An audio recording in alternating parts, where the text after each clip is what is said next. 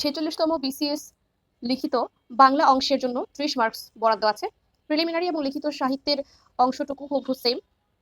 তো বাংলা সাহিত্যের লিখিত অংশে ভালো করার জন্য কিছু টিপস ফলো করতে হয়। টু দ্য পয়েন্টে অ্যান্সার করতে হবে এবং প্রতিটা কোয়েশনে কোটেশন ইউজ করতে পারলে ভালো, এবং বুলেট পয়েন্ট বা সাব পয়েন্ট ইউজ করে অ্যান্সার করতে পারলে ভালো। যদি কোয়েশনে মার্ক থাকে 3 মার্কস, তাহলে হাফ পেজ থেকে 1 পেজ লেখা যেতে পারে, এবং যদি 5 মার্ক থাকে তাহলে 1-1.5 পেজ লেখা যেতে পারে, সর্বোচ্চ 1.5 পেজ, এর বেশি সময় পাওয়া যাবে না।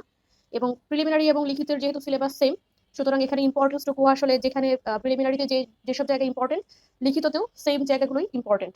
অর্থাৎ প্রাচীন যুগ, অর্থাৎ চর্যাপদের সবগুলো প্রশ্ন এখানে খুব ভালোভাবে পড়ে ফেলতে হবে। বিশেষ করে প্রিভিয়াস ইয়ারের যে কোয়েশনগুলো এখানে সবচেয়ে বেশি গুরুত্বপূর্ণ। তারপর মধ্যযুগ, অন্ধকার যুগ, শ্রীকৃষ্ণ কীর্তন কাব্য, মঙ্গল কাব্য, বৈষ্ণব পদাবলী, অনুবাদ সাহিত্য, রোমান্টিক প্রণয়োপাখ্যান, আরাকান রাজসভা, এই পার্টগুলো মধ্যযুগ থেকে খুব বেশি ইম্পর্টেন্ট। বাকি প্রশ্নগুলো থেকে বাকি যে অংশগুলো রয়েছে, যেমন শায়ের, কবিওয়ালা ইত্যাদি যে মধ্যযুগের যে অংশগুলো রয়েছে, সেই অংশগুলো থেকে প্রিভিয়াস কোয়েশনগুলোর সাপেক্ষে এবং গ্রন্থগুলোর যে কিছু বিবরণ, গ্রন্থগুলো সম্পর্কে সংক্ষেপে জেনে নিতে হবে। আসলে বাংলা সাহিত্যের সিলেবাস রিটেনের জন্য আসলে এটা হিউজ।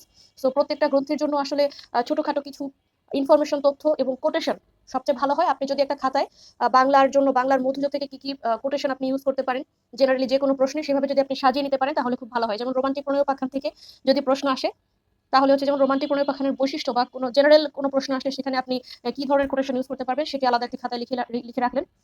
যেমন আপনি যদি শুধু পদ্মাবতী কাব্য, তাছাড়া হচ্ছে ইউসুফ জুলেখা, সতী ময়না লোচন্দ্রানী, এগুলো থেকে চেষ্টা করবেন যতটুকু সম্ভব সর্বোচ্চ কোটেশন দেওয়ার, এবং প্রতিটা গ্রন্থের চরিত্রগুলো সম্পর্কে একটি ভালো আইডিয়া রাখবেন। তারপরে আছে বাকি যে অংশগুলো রয়েছে, আধুনিক যুগের আগ পর্যন্ত যে অংশগুলো রয়েছে, সেগুলো থেকে আপনার প্রিভিয়াস কোয়েশ্চেনগুলো হচ্ছে ভালোভাবে পড়ে যান, এবং অন্যান্য যে টপিকগুলো আছে সেগুলো সম্পর্কে একটু ধারণা নিয়ে যাবেন, যেন যদি চলে আসে তাহলে যেন লিখতে পারেন। এরপর রয়েছে আপনার আধুনিক যুগের যে 11 জন লেখক এবং সাহিত্যিক কবি রয়েছেন, তাদেরকে খুব বিস্তারিতভাবে পড়তে হবে। যেমন ঈশ্বরচন্দ্র বিদ্যাসাগর, তারপর হচ্ছে কাজী নজরুল ইসলাম কায়কোপাদ, তারপর দীনবন্ধু মিত্র, এবং হচ্ছে আপনার রবীন্দ্রনাথ ঠাকুর, কাজী নজরুল ইসলাম, বঙ্কিমচন্দ্র, ফররুখ আহমদ, বেগম রোকেয়া ইত্যাদি যারা রয়েছেন, মীর মশাররফ হোসেন, মাইকেল মধুসূদন দত্ত, অর্থাৎ পিএসসি যে 11 জন লেখক রয়েছেন তাদের সম্পর্কে একটু বিস্তারিত জেনে নিতে হবে, এবং অবশ্যই কোটেশনগুলো মুখস্থ করতে হবে, এবং তাদের প্রতিটা গ্রন্থ সম্পর্কে একটু ভালো করে আইডিয়া নিতে হবে, এবং গ্রন্থের যে নায়ক নায়িকা রয়েছেন তাদের সম্পর্কেও বেশ ভালো একটি আইডিয়া নিতে হবে।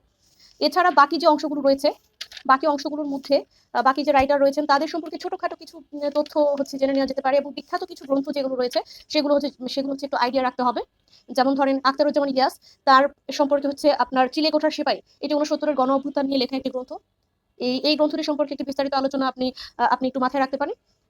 তাছাড়া হচ্ছে রয়েছে রেইনকোট গল্প, জাল স্বপ্ন স্বপ্নের জাল, অর্থাৎ এই যে গল্পগুলো রয়েছে সেগুলো সম্পর্কে যদি একটু তথ্য, এবং যদি আপনি হচ্ছে ওনার সেই গ্রন্থটি সম্পর্কে একটু বিস্তারিত 2-4 লাইন পড়ে যেতে পারেন, তাহলে হচ্ছে আপনার উত্তর করতে অনেক সুবিধা হবে।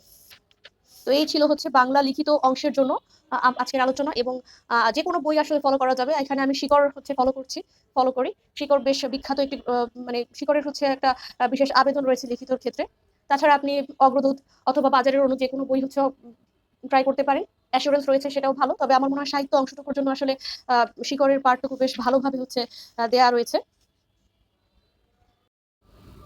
যেহেতু 46তম লিখিত মে মাসের শেষ দিকে হওয়ার একটি কথা রয়েছে, তাই প্রতিদিন আপনি চাইলে একজন রাইটার করে হচ্ছে আপনি পড়াটাকে শেষ করতে পারেন। প্রতিদিন একজন, অথবা ছোট যদি কম প্রশ্ন থেকে থাকে তাহলে সেই রাইটারের 2-3টি বা একাধিক রাইটার আপনি পড়তে পারেন, অর্থাৎ নিয়মিত একটি চর্চার মধ্যে রাখেন।